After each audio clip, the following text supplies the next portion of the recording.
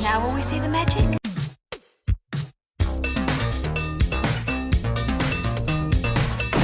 All right, where's Murray? Okay, who is it?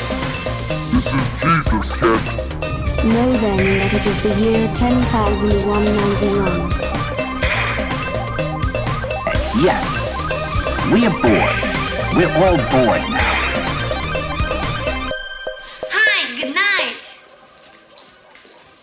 Good night. Hello, and welcome to Mary versus the Movies with your host, Mary Jones. And Dennis. Ling. Thank you. So we're back, baby. Yeah. Yeah, you can't keep me down. Can't keep a good man or a bad woman.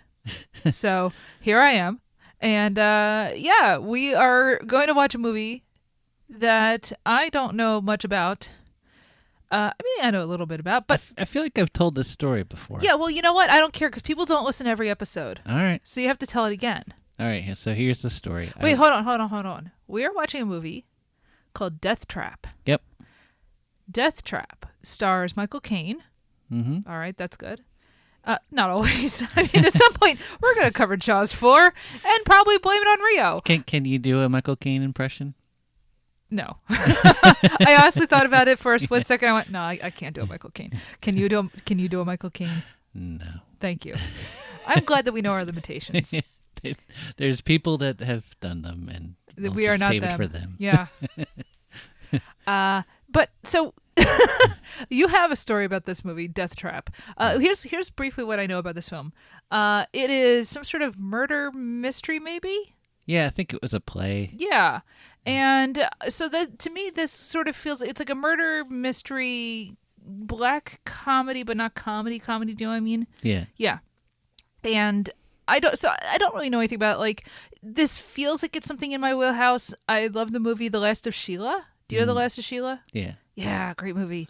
I love murder mysteries. I read a lot of Agatha Christie, and like this is very much my sort of thing.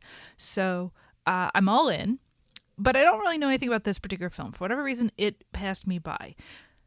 This is a film that, however, you have brought up to me before, and Yep. so I have been waiting, honestly, probably over 20 years now to watch it. And we just never got around to it. And I'm kind of glad because now we get to do it for the show. So what is the story of you and Deathtrap? So we were very excited about this movie, and by we I mean I went to St. Genevieve's in, I think this was like 3rd grade or something. Right, so you went to Catholic school as a kid. Yeah, and Same as me. And Different schools. until 5th grade, but at 2nd or 3rd grade, and the whole big thing was we were going to see Deathtrap that has Christopher Reeve, who was just in Superman. So everyone is excited. We're like, we're doing backflips. I want to see that. All these little 8-year-olds doing backflips. First of all, if anybody can do a backflip, it's an 8-year-old. Yeah. I get mad at how limber they are. It's not fair. So the whole year where they just keep, there's posters, Posters? drawn in Sharpie or something. Okay.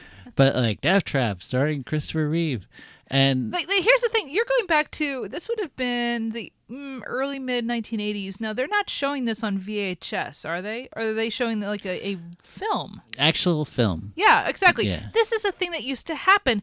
It's so funny that we will go to places and be like, oh, we're showing this on 35 millimeter. And I'm like, 20 years ago, that was the norm. This was not a weird thing. So even in your elementary school in Flourtown, Pennsylvania, they were showing stuff on film. This was in Erdenheim. This was not in Flourtown. Oh, wow.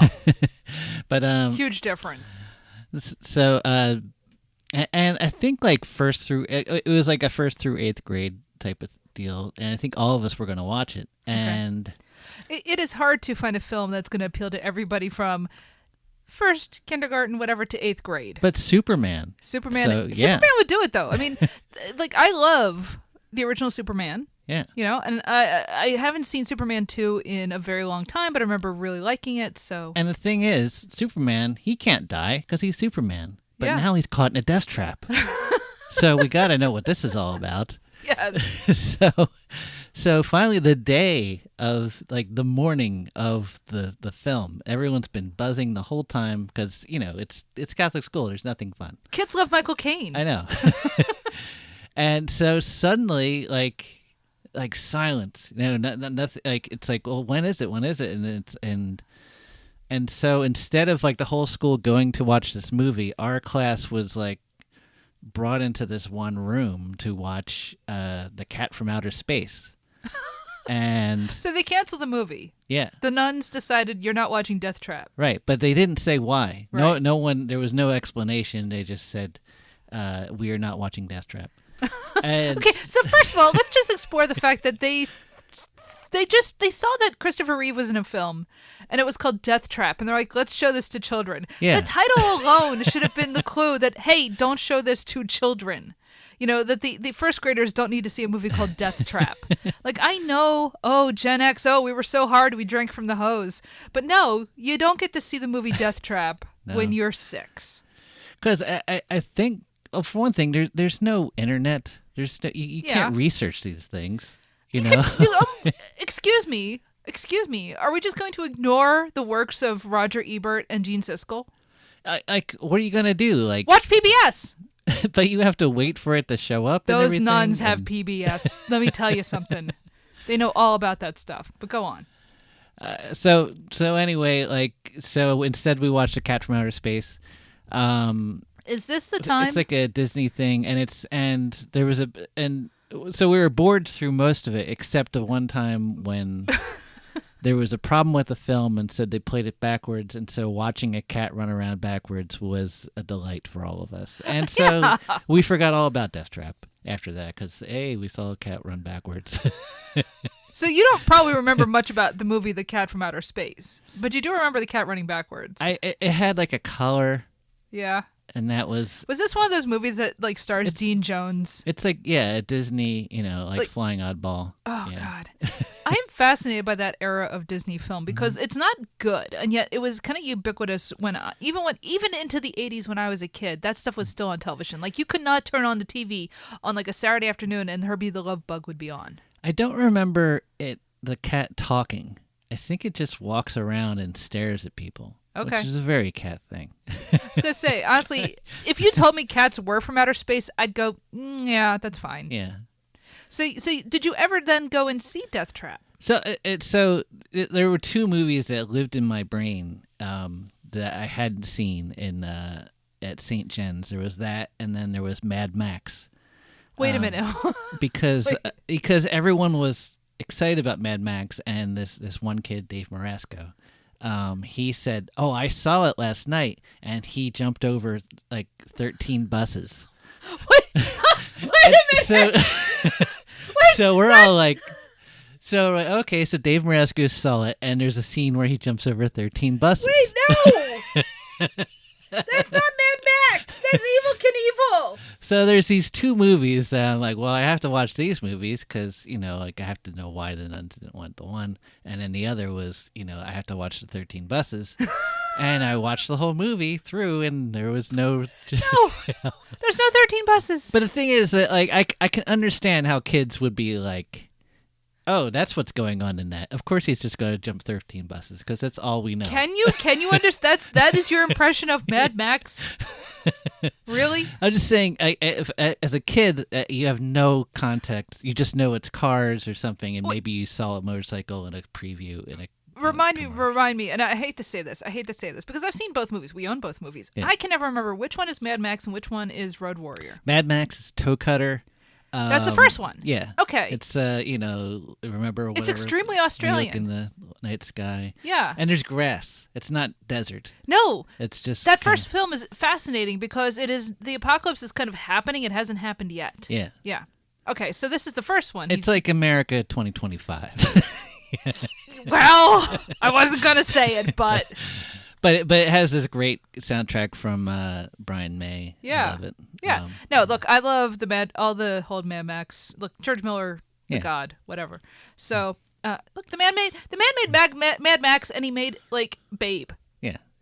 The end. Anyway, go on. All right, so I finally did watch it on Prism like years later. Deathtrap. And I was like, oh, that's why. The movie Deathtrap. Yeah. Okay. Now, here's the thing. I know what that reason is. I don't know anything else about this film. All right. But I know Say what the it. reason is because there is a kiss between Christopher Reeve and Michael Caine. Wait, what? Yes, you told me. You told me this. Whoa! This is on you, I buddy. thought that was in Jaws 4. And it wasn't. It was the shark in Michael Caine, I think. Yeah. Okay. That tracks. No. Okay. So I have no idea if this is a good film or a bad film, but it seems like the kind of thing that I'd be into. Yeah. And I just never got around to seeing. Mm-hmm. I like the idea of seeing Christopher Reeve not playing Superman. Yeah. Right. It's kind of a shame what happened with his career. Obviously, part of it was becoming a paraplegic, and that was really sad. But also, he just kind of struggled for a long time, getting cast as anything but Superman. Yeah. And the thing is, he is amazing as Superman and Clark Kent. Like, you go back and watch like that first Superman film, which I still say is the greatest superhero film ever made. Like if I had to rank them, obviously it's going to be, Superman 78, maybe Batman or Batman Returns, and then, Spider-Man 2. And then the rest happen, Like, no, don't get me wrong.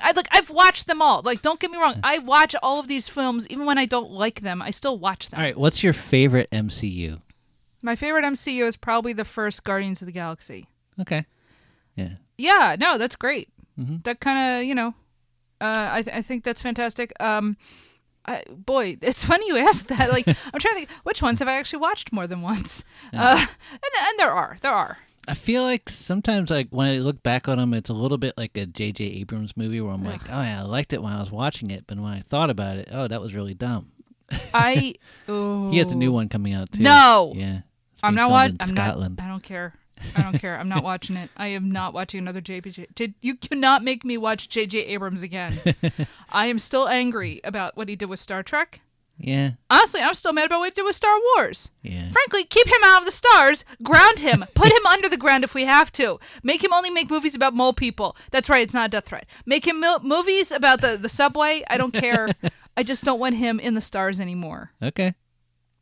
Anyway. Deathtrap. So there's a kiss between two dudes. There's a kiss between two dudes. Which, very shocking in 1982 or whatever. And I wonder, did the nuns watch the whole thing, or did they flip through and then suddenly they're see these two heads together? Like, what? Well, I mean, I'm still trying to wrap my head around the fact that they were going to say, we're going to show kids this movie without having watched it. Like, this is the due diligence you are supposed to do. Look, is this the biggest failing of the Catholic Church and there's the school of children that they're teaching? Obviously yes. not. No. But we were excited. Listen,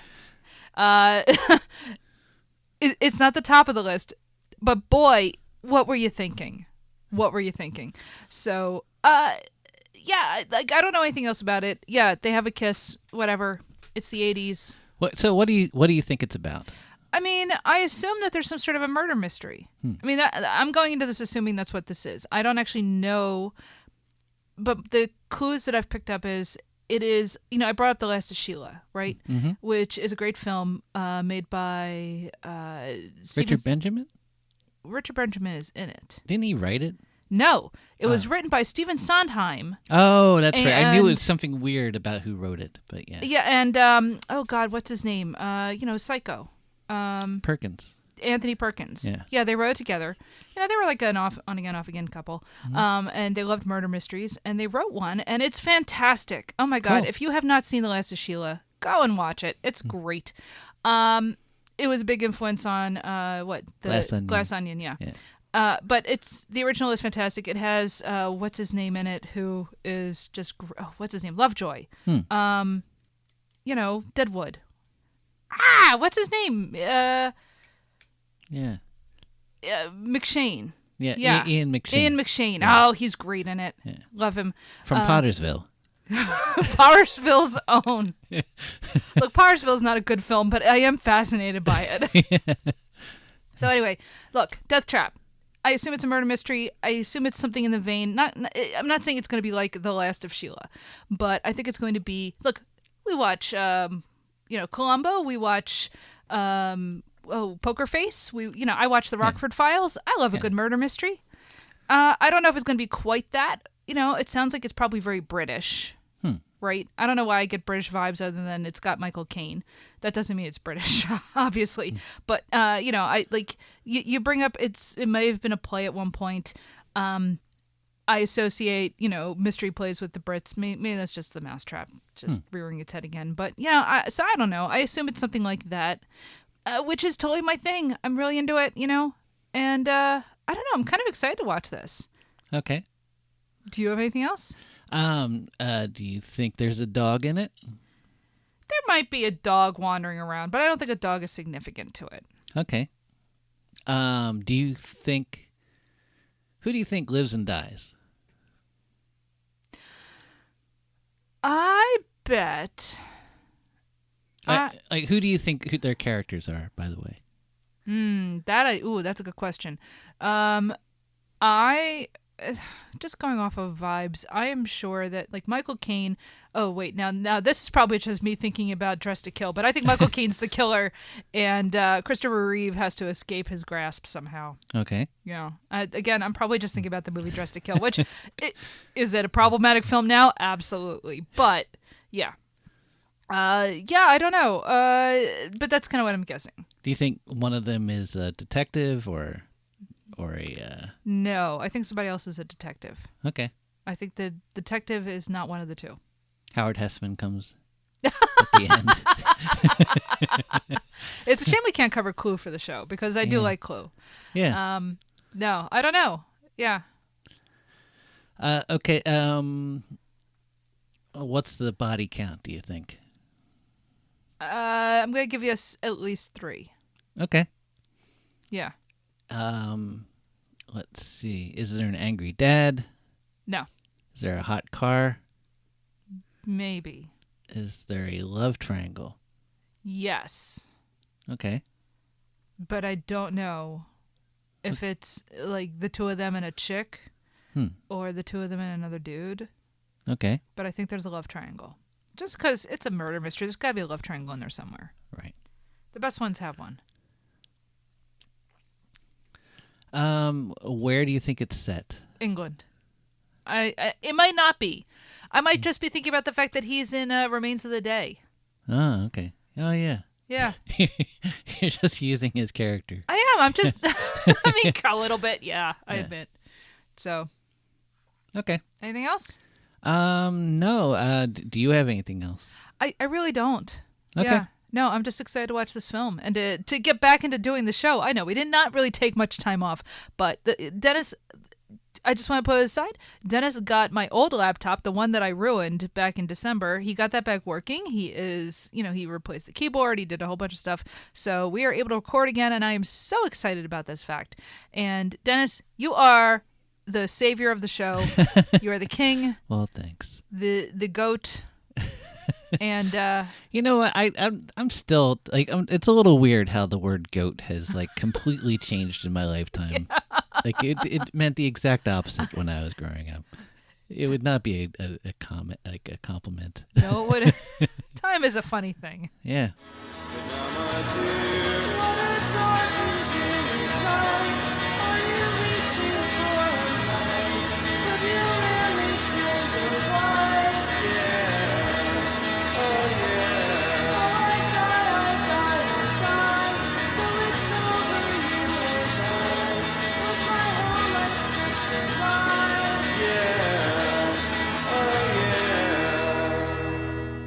That's about what I thought it would be. Mm-hmm. Not a murder mystery, more of a like a thriller. Yeah. Right. But it has like the elements of right. Yeah. Look, that was delightful. That was kind of what I was hoping, and maybe I'm really dumb, but I didn't quite get the twist at first. Okay, look. I admit I'm stupid, and that's okay. You need stupid people to watch shows like this. What do you mean twist? Like, well, the fact that he didn't actually kill him in the beginning. I think the movie went out of its way to make you think that it did.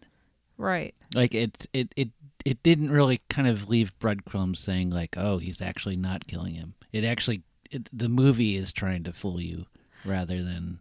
Okay, like I genuinely just want to find out, for people who have seen this, am I stupid? I don't think you are. Not because here's the thing. You initially said, well, I know that there's a kiss between Michael Caine and Christopher Reeve, and I thought, we're watching this film, and in the first act, he kills him. Yeah. Michael Caine kills Christopher And there's Reeve. like blood and everything. There's blood. Yeah. and like a corpse in the whole 9 yards. And I thought, well, Dennis must be thinking of a different movie. Because it's not, I know they were also in the movie Noise is Off. A movie I don't really remember. Which I think came out the same year. No, 10 years later. Oh, okay. Never mind. And that's, I've never really seen that film. I think it's more of a farce than this. This is more of a black comedy. Yeah. But so I just thought, oh, maybe he's just confused. Maybe he thought of a different film. Yeah. And the reason nuns didn't let him watch this is because it's called Deathtrap. I mean, come on. No, this is not a film for children. Children wouldn't get it. No, this is a movie for grown-ups who like thrillers and. It's a movie about Rubik's Cubes, according to the poster. It is not about Rubik's. Look, that is the most 1982 poster you could possibly make, because it is. If it had come out a year before, it would have been Pac-Man. Right. Yeah, exactly. Oh, the mystery of Pong. So no, I mean, look, it's fine. The poster is more of a time capsule than the actual film itself. The film itself feels not really like. I mean. It's not that it doesn't feel like the 1980s. I mean, there's a lot of media from the early 1980s that looks like this and feels like this. But it does feel, as a film, closer to something that would have been made in the 70s. It feels like that 70s, 80s crossover. Absolutely. Thing. Yeah. Look, in a way, it's not that different from like watching Kate and Allie. Yeah. Okay? No, genuinely. Huh. There's like a TV show like Kate and Allie feels less like, when you picture in your head the 1980s, right? You think of things like Miami Vice, right? Yeah. Okay, 1980s. I don't know. Back to the Future. Back to the Future. Oh my God. Yeah. Back to the Future is a perfect example. That is, like, to me, the quintessential 1980s it's movie. 1985. It's right smack dab in the middle. Right. This doesn't feel like that. This feels closer to, we watched Silver Streak, right? I brought up The Last of Sheila. Definitely feels like The Last of Sheila. This doesn't feel like the glossy 1980s that we all think of. And the reason for that is partially the 80s aren't really about thrillers or mysteries the way that this is, right? And when I say the 1980s, I'm talking about like our current conception of what the 80s were as versus what they actually were, right? So that I don't immediately think of a film like this as being 1980s. If I had watched this without knowing what year it came out, I would have said 1978. Well, the play was from 1978. This is based on a play. Yeah. And I think it was Ira Levin who wrote the play. Yes. It was a stipulation of his that the movie had to wait 4 years before that, like the play had to be on for 4 years before the movie could come out. This play ran a long time on Broadway. Still running, I think. Is it still running? I think. Holy cow. Like, I know the Mousetrap over in London has been running since the 1950s. Yeah. And, I've been to London like 3 times and I've never seen the Mousetrap. And when I say I've been to London, I mean I've been to the UK, right? Which means I could easily go to London whenever I felt like it because of wherever I was staying, whether it was in Brighton or Oxford or whatever. I never got around to seeing the Mousetrap because I was just like, whatever. But I wish I had. I kind of like... Is that still playing? I think it is. Let's go there now. Hey, off tomorrow. Join our Patreon so that we can afford tickets to London to go see the Mousetrap. No, hop on a Concorde. Now that's the 80s, baby. Yeah. So yeah, this play was written. Okay, so this was a play. It was written by Ira Levin. Ira Levin, who we recently saw, The Boys from Brazil. Yeah. That's one of his. What else? Rosemary's Baby, The Stepford Wives. He wrote a lot of stuff actually. Yeah. I did not expect that this was one of his. This is great. I love it. This is exactly what I wanted. It was directed by Sidney Lumet. Mm-hmm. Sidney, the great Sidney Lumet. I mean, this is a guy who made the 12 Angry Men, Dog Day Afternoon, Network. Competent. Competent.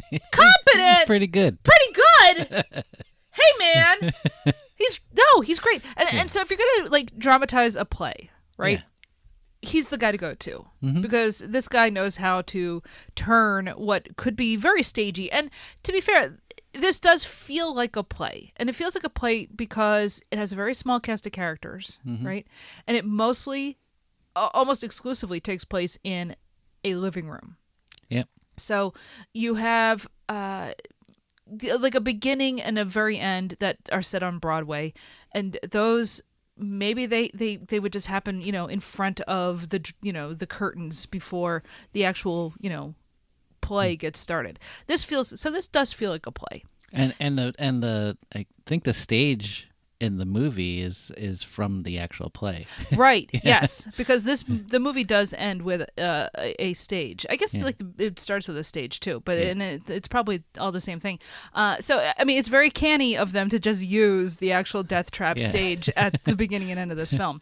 Well, why wouldn't you, right? Yeah. Yeah. So if you got to go and oh God, and that's right. Of course, Lumet also made Death on the Nile. Or no, I'm sorry, not Death on the Nile. Orient the Murder on the Orient Express, the one with what's his name, Daddy Warbucks, Albert Finney. That's right. He plays Poirot. Cool. It's a delightful movie. Have you ever seen that version of Murder on the Orient Express? It's from like '75. It's good. It's a lot of fun. I like Albert Finney. I like him as Poirot. Yeah, he's not the greatest. Obviously, David Suchet is the best Poirot, but he is a good Poirot. Yeah. I'm kind of iffy on those Kenneth Branagh films. It's fine, whatever. I kind of want to watch them all, but at the same time, I'm going, So yeah, this is very much a play, and not only that, I brought up, I guess before we started, like Knives Out and Glass Onion. Because of like The Last of Sheila. This is Knives Out. The set is Knives Out. Yeah. Look, the whole thing is Michael Caine plays a playwright. Okay? Yeah. And he has his study. And, because this is like kind of a stagey sort of film, the study, like there's no doors, everything's very open plan looking. And so his study is just like an alcove. But there's just weapons all over. Chekhov's wall of weapons. And it actually pretty much uses almost all of them. It does. It's fantastic. I want this wall so much. I want axes. I want handcuffs. Knives. I want knives. I want swords. I want the whole guns. I want the whole 9 yards, man. I'm telling you. Like we're sitting in like our home office right now, and we have like a couple of like really old cowboy guns up because they were my stepfather's. Like they can't fire. I mean, I swear to God, one of them looks like the Dum Dum gun that Eddie Valiant pulls out in Who Framed Roger Rabbit. It's got like the bullets and everything. You would not fire this thing. It would blow up in your hand. We should paint mustaches on them. I know, right? Hey, partner. We have a couple of swords in our bedroom that are just kind of like waiting to get hung up, and I'm like, this is where it should be in our office where we record the show. I mean, I don't know where I would put them because there's already a lot of stuff in here, but I'm telling you, this room has to be covered in swords and knives. The lamp is a gun. That's true. The lamp is a gun. He took like. You know what? It needs to be in here. That bottle of booze we have that's in the shape of like a AK-47. Oh yeah, the bottle of like Armenian brandy. Yeah, that looks like You have to build me a liquor cabinet, and that has to sit on top of it. Yeah. Dennis, if you don't know, is a woodworker and carpenter. So you've built furniture. Anyway. So yes, he has this study, and as soon as I saw it, I went, "Oh, that's Knives Out." Yeah. Mm-hmm. And isn't what's his name? Christopher Plummer, isn't he like a mystery writer or something? Yeah. Yeah. Mm-hmm. So it's kind of not dissimilar in that, you have the guy who sort of sets everything in motion is a writer of thrillers and mysteries and whatnot. I'm sure like oh no, yes. Yeah, Ryan Johnson, you brought up Deathtrap. He's like, "Oh yeah, I stole from that." Absolutely. Yes, of He'd course. probably say it right away. I have no doubt whatsoever that he's just like, "Oh yeah, Deathtrap, absolutely. That's that goes right into the bucket." Yeah. Now, what's interesting about this is not a murder mystery, though. This is a thriller. So the difference is there is not a detective who is trying to figure out who pulled off a murder. This is completely different. This is much more. Although there is one in the play, right? Briefly, yeah. But the play is different from the film that we watched. right? Right. This is a very meta sort of film, a very meta text, I should say, because, when I say, film, I'm actually also talking about the play. I don't know that they're terribly different from each other, right? The first act is the same. Okay. Wait. When you say that, that's something that they say in the film. Yeah, no, I'm just saying that, like, after the second death, the first real death, right? And then Superman starts writing his own script. True. Okay, so yeah, this is so much fun to unpack. Yeah. So you have Michael Caine plays what is Sidney Brule? Sidney Brule is a writer who also, from the sound of it, teaches probably as like an adjunct writing. And so he has students that he also has to deal with. But for the most part, he is a sometimes successful, though not always successful, playwright. And he just had something open on Broadway, and it is a total flop. It is a complete failure, and he is just, washed up. All the famous critics are trashing him. And Yeah, well, and actual critics from the time period, like Joel Yeah. Siegel and stuff. So, they make little cameos in the very beginning as like talking heads on television. And so, he's had this sort of devastating opening on Broadway and goes back to his home out around Montauk, I guess, on Long Island. He's actually in, East Hampton? Yeah. Like, I guess he falls asleep and ends up in Montauk or something like that. But anyway, look, Montauk only ever sticks in my mind because of, Eternal Sunshine of the Spotless Mind. I've never been there. I just know it's the very end of Long Island. But anyway, so he lives in East Hampton in a windmill. Apparently the windmill is real. This is a real building. I think it's owned by Robert Downey Jr. now. Mm-hmm. I want to live there. Yeah. It looks so cool. You have to kill Iron Man to get it. I can do it. That's fine. Come on, man. That money's going to run out at some point.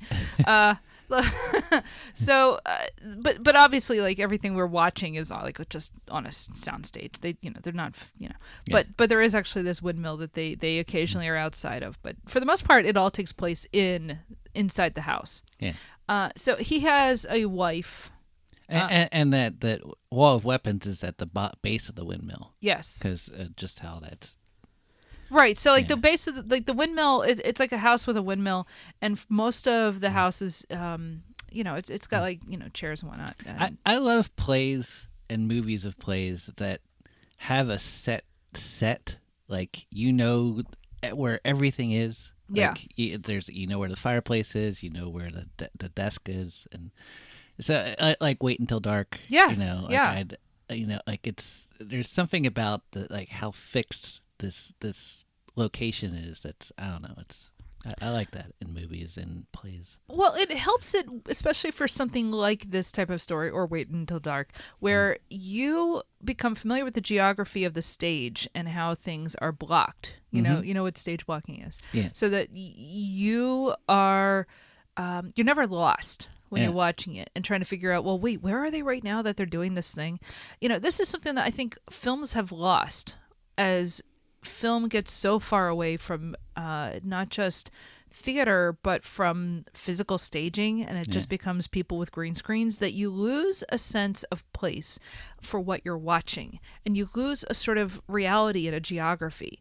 What's fun about something like this is that it has its own internal logical geography of where everything is on stage and what kind of room that you're moving through, and that's something that just doesn't exist anymore in film, which sucks.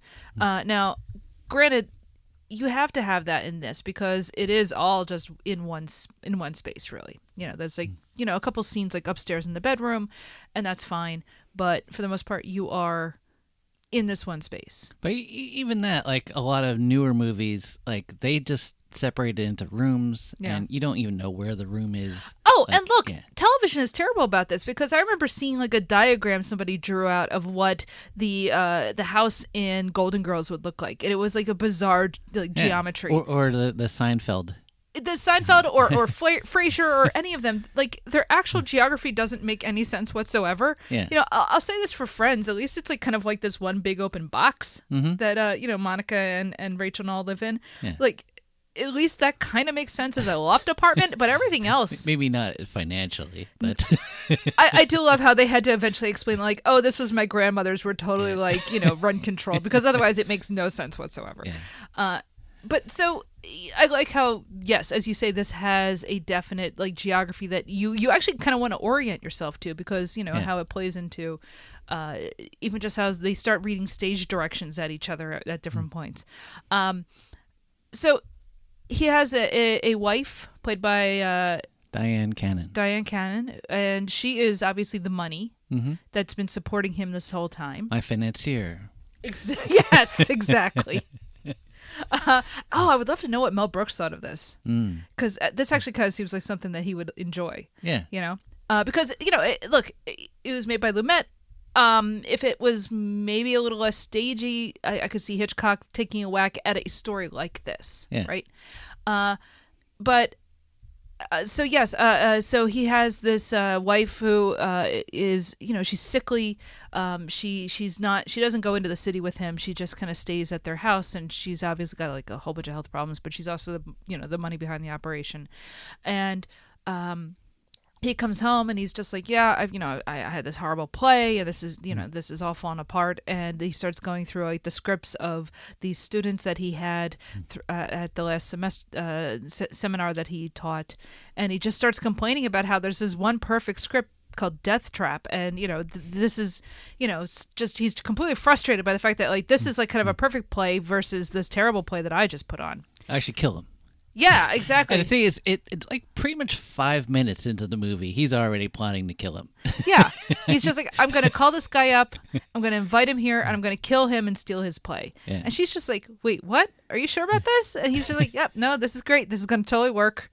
And what's nice is they don't actually put it that way, but it's kind of, there's so many obvious gestures between them of, oh yeah, no, he's probably some like, fat little weasel. Mm-hmm. And I'm going to invite him here and basically kill him and steal his play. And she's just like, I don't think this is a good idea, but, I'm kind of your wife and I'm stupid, so I'm going to go along with it. And she kind of doesn't think that he's going to do it. She doesn't think he's going to actually go through with it. No. Until he calls him, and then she's like, wait a second. Like, what are you doing here? Exactly. And so, he invites the student. Oh, God, what is the character's name? Do you remember? Well, anyway, it's Christopher Reeve. I'm sure. Clifford Anderson. So he invites Clifford up to their house in East Hampton because he's going to talk to him about his play and like develop it and whatever. And so the film, obviously, if you don't know, you're expecting some, nerd to show up, and it is a very handsome Christopher Reeve who shows up, and he is. Just sort of all boyish charm to a degree that's a little too much. Yeah. Well, no, which is smart on the part of the film. He's pushing it a little too far. And they start going over the play, and would you move this? Would you cut that? Oh, there's a scene here that of course that's a scene that's missing, and all this type of stuff. And as they're going on, Sidney, Michael Caine, has him in the study and is showing him all the weapons, and isn't it kind of cool, with all these weapons, and they're props from shows, like they're not real, but he has handcuffs from Houdini, and he's like, hey, put these handcuffs on and I can show you how to like kind of break free of them. And so he does it, and Christopher Reeve cannot break free, and he's struggling with it, and then Michael it's Caine, a real tense scene. It's great, yeah, because you're waiting for something to happen with him not able to break free, but nothing happens for just enough time where you're just kind of like, okay, what is he going to do? How's he going to do it? And then all of a sudden, Michael Caine just like kind of grabs a chain and starts strangling. This is before then. He actually finds the key. He's like, oh, here's the key, and it like breaks the tension. And you're like, oh, it's. This isn't where it's going to happen, and suddenly... And then all of a sudden, that's a good point, that they actually break the tension, and then they go in and he strangles him with the chain. It's really nicely done. I mean, again, Levin wrote a really, really good scene here. And then all of a sudden, now you've got this dead... Superman. And it's just like... and Sidney's... Kids are crying at my school had we watched this. I can only imagine. I can only imagine how that would have gone over. Look, not the greatest choice on the. Come on, nuns. Yeah. So his whole thing is like, okay, well, you know what? I'm just gonna bury him in the vegetable garden. Yeah. And the thing is, he's like kind of glib about all this. He's like, yeah, I guess I just killed him. he's glib. He's gleeful even. Yeah. That like, oh yeah, I just killed this guy and I'm gonna steal his play. And honey, isn't this great? I'm gonna be back on top of Broadway. And she's just like, I can't believe this. What's going on? Yeah. And so he's so blasé about the whole thing, and he even has her help him carry him out to the garden. Yeah. Which a woman in her condition shouldn't have to, carry a dead body. But there you are. And there's a great. By the way, I didn't even bring up, there's blood when he chokes him and everything, which I mean would be kind of hard to pull off with a chain. I mean, you're really mostly just going to leave welts and stuff. But okay, fine, blood. So. They bury him, as far as she knows. They bury him in the ground. And they're going to bed that night. And then, all of a sudden, bursting in through the windows is Christopher Reeve, back from the dead, looking a lot like Bruce Campbell, actually. Yeah. He looks exactly like Ash. It's really weird, actually. And that's the thing. Like, again, for a film that is taken from a play, Lumet is really good at how he frames this scene. It is a horror movie scene. It's fantastic. He comes in... It may as well be a werewolf. Exactly. Exactly. Like, it is so well done the way that they have this, the bursting through. So he comes in and he just he beats Michael Caine with a branch. And Dyan Carroll... Yeah. Caine. Sorry. Yeah. Dyan Caine has... this, a heart attack, basically. She freaks out. Oh, my God, he's been murdered. And she dies of a heart attack. At which point, both men are like, oh, thank God. Yeah. And also, hey, that hurt when you hit me. Yeah. And then they make out. Because it turns out, of course, that Sidney and Clifford are lovers. And this was their plan the whole time. They were going to kill her and take the money. And that's pretty much, I think, as far as Sidney had actually thought, to be honest. Yeah. I don't think he had even, because there is no actual Deathtrap play. It turns out the whole ruse is there is no Deathtrap. There is no play that he's going to steal. There's nothing to steal. There's nothing there. The pages may as well have been blank. They weren't real.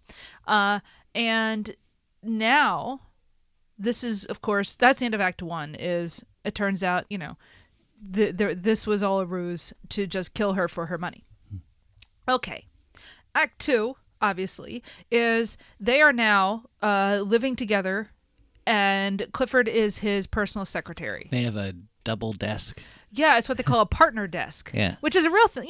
That's a real thing, but it's like this very ornate desk. And I think, didn't Eddie Valiant have one? Yes. Yeah. Yeah.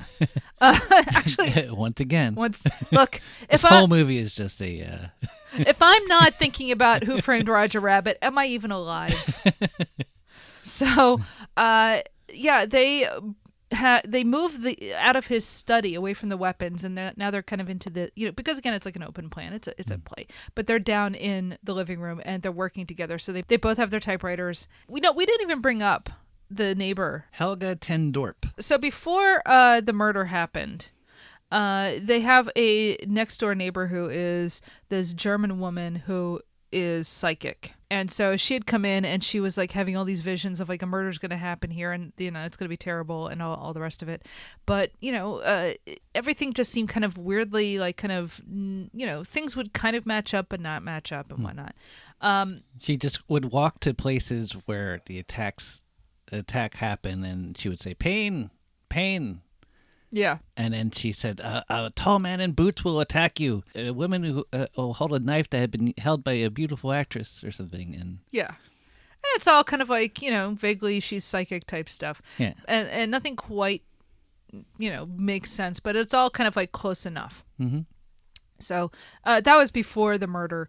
And, it's funny, like I kind of forgot to bring it up because early on you're just like, well, I'm sure this will come back, but, as what? Yeah. Right?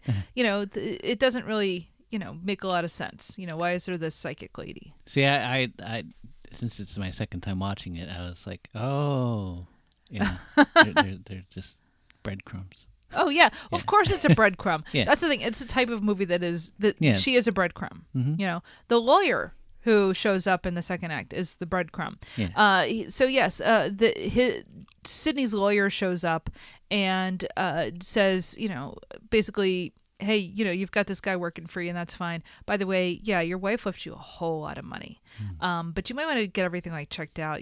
Don't trust this guy who is your secretary because he's only been working for you for a couple weeks and stuff. Oh, and he's a sociopath. And yeah, and basically, I'm doing a bunch of research on him for you, and we've turned up that he seems like a real sociopath. Exactly. Yeah. There's all sorts of weird stuff in his background. So the film, puts into your head that you have to distrust Clifford because, I mean, look, he took part in a murder. Like, it's funny. They cause her death, right? It's hard to say. It's not a murder insofar as they didn't strike her. Yeah. But they let her die. Yeah. Right? I mean, granted, she had a heart attack and just kind of keeled over, but they set it up. So, it's like, if you don't strike the blow, I wonder if that's harder to prove in court. Certainly in like the 1980s. Like, how would you do that? But so, so the lawyer plants the seed of don't trust him. So that the audience does not trust him through this. And also he's like, oh, I happened to notice he locked his drawer. Yeah. That he was writing something and locked it so that you couldn't read it. Yeah. And as soon as the lawyer leaves, it's really funny just how fast, like... Michael Caine is, like, trying to get that door open. So, yeah, like, immediately Michael Caine, because they've, committed this murder together, there is immediate distrust between the two of them and try to, like, figure out how to screw each other over. Look, that's the way it works, right? Yeah. Don't murder with somebody. They will betray you. Yeah. Absolutely. Look, if you're going to commit a murder, be a lone wolf. That's all I'm saying. Like, don't have a partner. That never ends well for anybody. So yeah, then as the story goes on, it's Michael Caine trying to figure out what exactly is Christopher Reeve writing, and Christopher Reeve, hiding it from him, and it eventually comes out that Clifford is writing a play that's essentially the first act is exactly what they did, and this of course freaks out Sidney because it's just like, you're confessing to the murder of my wife. What are you doing here? This is insane, and it's like, yeah, but it's a great story, and this is going to make me a lot of money on Broadway. Even bad press is good press. Exactly. Frankly, look, that's true. The thing is that I feel like Clifford is like, while this movie is kind of a 70s movie, I feel like Clifford's is kind of an 80s guy. Yes.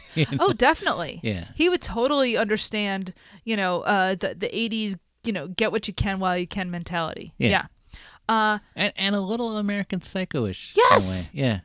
Ooh, that's actually kind of, when you watch American Psycho, obviously the first thing you should think of is, the Vampire's Kiss, the Nicolas Cage film. But you're not wrong. Actually, there's a weird vibe in Reeve's performance that does remind you a little bit of Patrick Bateman. Yeah. Like, there's this kind of weird surface to him that you can't trust, and he's a little too pretty, and it's really unnerving. Yeah. Yeah, that's God, I wish I had thought of that. You're absolutely right. There is more than a little of American Psycho, or more than a little of Deathtrap in American Psycho, at least the film version, right? Yeah. So yeah, like, the film is like the two of them kind of going at each other, and at one point, not that way. Unfortunately not that way, because it's only 1982. Sorry, nuns. I mean, it is like they are kind of like going to bed together. Like there's a couple of scenes of them like kind of going upstairs and downstairs and stuff like that, but you never see anything more than that. Because it's a thriller, but it's not a sexy thriller. We're not that far into the 80s. Although honestly, I know there are movies from the 80s. Like, yeah, you wouldn't see like anything gay, but you would. I know there's a movie like Body Heat is it called? Or something like that. I didn't see it. I don't know. Like, it's on our list. Like, look, if you have some erotic thrillers to throw our way, first of all, that sounds creepy. I'm sorry. I take it back. On the other hand, if you do. Well, there's a whole bunch of Katrina Longworth There's a whole series on that, isn't there? Yeah, Dead Blondes, I Yeah. think it's called. And yeah, there's definitely films on there that I want to watch so I can actually listen to that series. Obviously, like, their partnership is unraveling because of distrust, which, I mean, again, how do you trust somebody you commit a murder with? Yeah. Clifford wants to, actually write this play and put it out there. And yeah, I mean, it all culminates in the two of them acting out, they say, a scene that doesn't work. And the whole thing is a setup so that, Sidney is trying to manipulate Clifford so that he can basically shoot him with a gun that he is I hiding on the mantelpiece, which is literally Chekhov's gun, is the gun on the mantelpiece. But there are two guns on the mantelpiece. Right. There are two guns that were hanging there. And Yes. He switched the bullet. He switches the bullets so that, yes, they're supposedly working out this scene, and Caine fires the gun and nothing happens because Reeve has switched out the bullets. And now it's literally knives out. They're going at each other because Reeve has an axe, and eventually Michael Caine gets a crossbow and goes to shoot him. Yeah, I was like, I said Chekhov's wall or something, and I was like they can't possibly use all those, and they almost use everything. They do. It's pretty great. They use the manacles again. They bring up it's a different set of manacles because the first set that was used early in the show, he points out those weren't actually Houdini's manacles. Yeah. Here are the real ones that he knows how to get out of because he gets chained up at one point. By he I mean Michael Caine, and it's using all of the weapons in the house. It's using all the tools in the house. I like how everything kind of comes together at the end. And I think part of the reason why their plans keep failing is that they can't help but be theatrical about it. Exactly. They have to explain what they're doing. It's kind of like the whole Bond villain thing. Like, oh, I had to bring you to this wall of sharks or something. It's Sideshow Bob. Yeah. It's Sideshow Bob. It is. I have to explain my whole plan to you, and that is going to be my undoing. Yeah. It's, oh God, I love how good this is. This is, and like, look, I've been around theater people a lot. You're related to theater people. Yeah. Does any I'm married to one. You're what? Oh yeah, I guess that's true. We I'm met. retired. But no, this is so perfect as to I just can't stop explaining how I'm going to, pull off my evil scheme. Yeah. So of course that's what that's what does you in. I need an audience. Come on. Exactly. So they're going at each other, at which point, because it's during a big, a dark and stormy night, and they even comment on the fact that, oh my God, this is so ridiculous. I can't believe we're actually having a dark and stormy night happen during our fight, it's very funny, especially like Christopher Reeve. The psychic neighbor comes back, and she's gets in on the fun, as it were. This is kind of like the comeuppance of Scatman Carruthers. Yes. From The Shining, It's like, this is how it should have happened. Exactly, because like Scatman, she is psychic. Yeah. And she's not the one who ends up with an axe in her back. No. It's the in fact. So yeah, Michael Caine shoots Christopher Reeve with a crossbow and tries to kill him, and gravely wounds him. And so then he has the axe. Christopher Reeve has the axe and tries to axe hatchet Michael Caine to death. And so yeah, they kill each other while but actually we don't see it because it cuts to the play. Oh, it's great. Yes. So as they basically are killing each other, it cuts to in front of Helga. It cuts to a play on Broadway, which is ending the same way, where you have the two men struggling on a stage and a woman standing there watching them. And the one knifes the other as he's got the arrow in his back or whatever. And that's the end of the play. And it turns out that Helga has gone and actually written Deathtrap the play and is having a successful run on Broadway. Yep. So that's the end of the show. This was excellent. Yeah. This was exactly the kind of movie I was hoping it would be. Yeah, perfect. I'm so glad we finally watched this. So, I'm kind of conflicted. Why? Because it's like on the level, I recognize it as a great movie, and yet I can't help but compare it to my feelings as a kid when I finally saw it. Oh, okay. Go on. So, for one thing, I was really sad that Dyan Caine was killed or died, but I was convinced that she hadn't because of Helga saying, like, a woman will be holding this knife and she will attack you. And I just assumed that's Dyan Caine, so maybe she and Christopher Reeve had their own like plot. No, but that didn't happen. But I'm talking about this is a 11-year-old 12-year-old boy. Okay.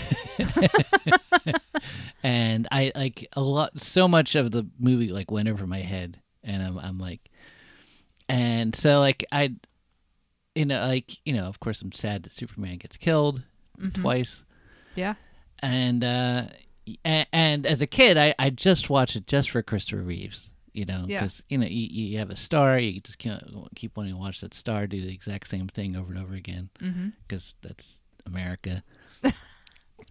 But so yeah, like I it's like I was kind of disappointed in the movie and just didn't get it, like as a kid, and so like, but all those feelings were still in me, and it's like I recognize it as a movie I like now, but it's like I know there was a time when I didn't get it. So okay, when you watch it now though, what are your feelings about it? Oh, it's great. Okay. But it's weird because like I still remember all of my feelings watching the entire thing. I was like, I remember every thought I had back then. So you've only seen this once before? Yeah. Okay. I assume you watched it on like cable or something? Saw it on cable. I think I saw it myself. And so I saw the kissing scene. And you asked me about this, like what what did you think of it back exactly. then? And so that's the thing. So I saw it, I was probably 12. I saw it on Prism. Wait. Sorry. Go ahead. Or 13 or whatever. So I was probably 12 or 13 or whatever when I saw it. And I like my only thoughts about the kissing scene was like, oh, I guess that's just something adults do. And well, that's rather progressive of you. That's good. But so like I was, so the whole thing about like gayness and stuff like that, like all through my childhood, everyone is saying the word gay is a bad thing. Yeah. And they're using it as a slur, and they're using all the other slurs. And, homosexuality is a bad thing. Like, it's all I ever heard. But people were so freaked out by it. They never explained what it was, and they never tied all those words together. So I thought all these words were different. So, like, queer, gay, homosexual, guys kissing, those are 4 totally different things to me. Ah, so that's interesting. It never clicked that like, oh, this is all what they're all talking about and stuff. So it's funny like when I saw them kissing, I'm like, oh, okay, whatever.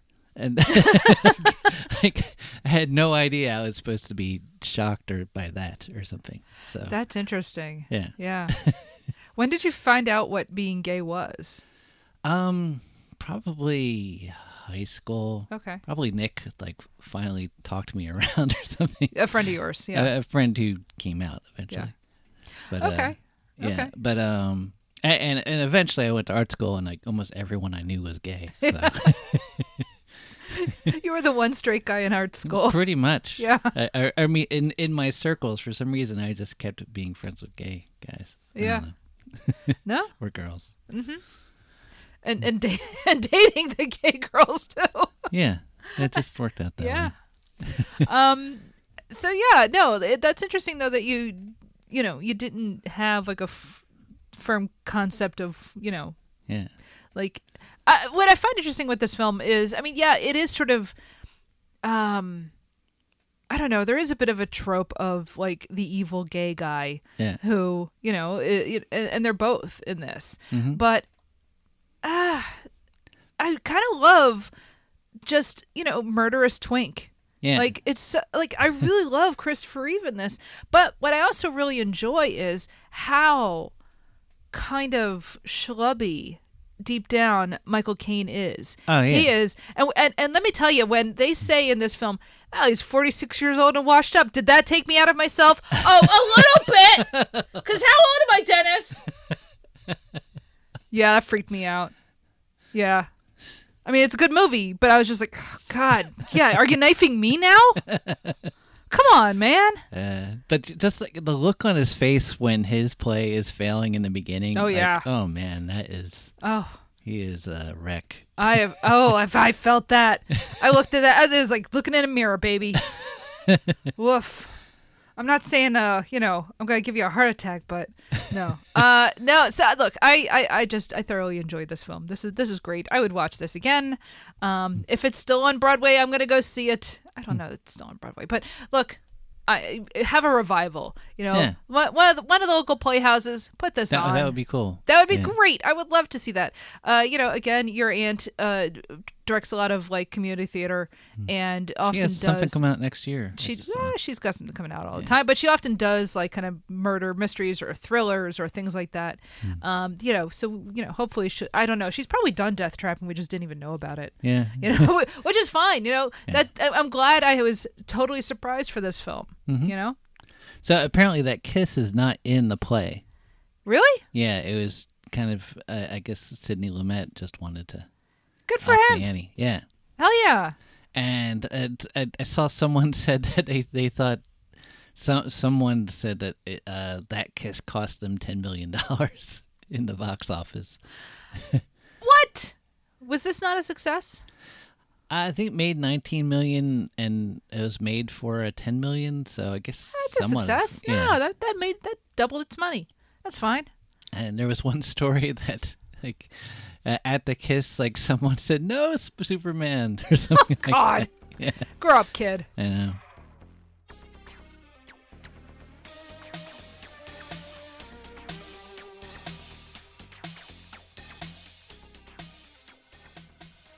So that was Deathtrap, starring Michael Caine, Christopher Reeve, Dyan Caine, Irene Worth, Henry Jones.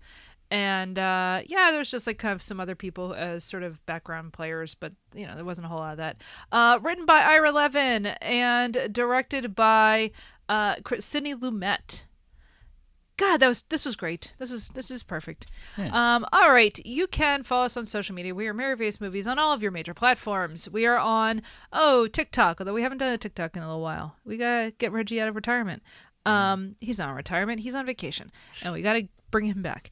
We are on Instagram. We are on Blue Sky, Mastodon, whatever, Tumblr. We will actually have a website fairly soon. So, look forward to that. Let's see. We are on all your major platforms where you can rate and review the show. We're on Apple Podcasts where you can rate and review us. We're on Spotify. We're on, it's not Google Play. What is it? YouTube now. Whatever. Overcast. Wherever you get podcasts, you can always just plug in our RSS feed into whatever your podcatcher of choice is. We have a Patreon where you can help support the show. As you know, we are not on a network. We don't do ads. It's just Dennis and I sitting in our house making this show. So if you want to help support us, because it does cost money to make this show, you can join the Patreon, patreon.com/MaryVSMovies. Do not use their app because Apple will take a huge chunk out of that. Just go onto a web browser and join that way. But if you do join, you get access to our whole other show, Hollywood Avalon, where we watch Arthurian movies. And that is all kinds of stuff. And it's not just movies, it's TV shows. We did a 2-part MacGyver episode recently. But we do movies from all time periods. The 1950s, the 1990s, whatever. We watched that Guy Ritchie King Arthur movie from a few years ago. That was, it could have been worse. It could have been much worse. The Kid Who Would Be King. That was a delightful film. We watched Excalibur, which absolutely rocks. Maybe the best Arthurian movie ever. We watch all kinds of stuff. At some point, we're going to get to like the show Gargoyles, which has Arthurian stuff in it. We've watched the TV show Merlin, and we'll come back to that at some point. So yes, if you want to hear us talk about Hollywood, if you want to hear us talk about Arthurian stuff the way that we talk about other films, it is Hollywood Avalon, and just sign up for the Patreon. All right, we have a live show coming up. When you are listening to this, we are recording this in June of 2025. We have a live show coming up a month from now on July 19th, 2025, 7 p.m. We are showing the film Surf Nazis Must Die at Space 1026 Gallery in Philadelphia, and we will be recording a live show right afterwards because thankfully it is not that long of a film. So yes, please sign up to come and watch us do our thing live. It's Space 1026. Go to their website. You should be able to get tickets there. But otherwise, look for that. MVM Live. What are we doing? Have we lost our minds? No, we're totally going for it. I'm excited about this. It is going to be a lot of fun. All right, I think that's about it for now. I don't remember what our next film is going to be. Just the fact that we're back up and running is enough for me. So, all right. In that case, until next time. I'll tell you how good it is. Even a gifted director couldn't hurt it.